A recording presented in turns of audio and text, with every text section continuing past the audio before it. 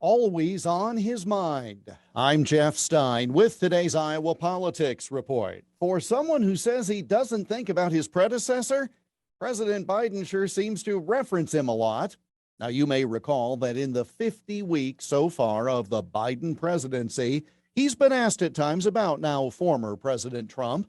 Often it's to compare something that was done in the Trump years with current policy. Biden has consistently dismissed any such question, saying, I don't think about him very much, or something similar. Yet at the same time, when there's blame to be placed, this president has no problem talking about my predecessor. And during yesterday's politically motivated speech, ostensibly to mark the one-year anniversary of the disturbance at the Capitol, President Biden placed all the blame squarely on the shoulders of his predecessor by name, doing everything but calling him a poor sport.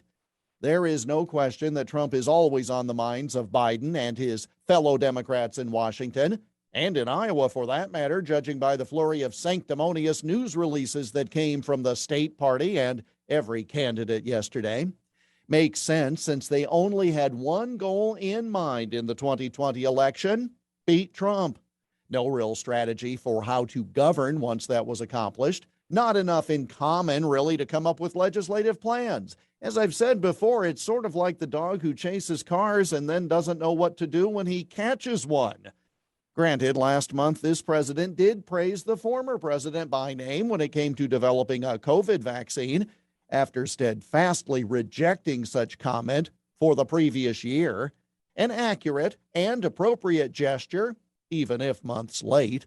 But beyond all that, it's all Trump all the time for Democrats and the formerly mainstream media sources they rely upon.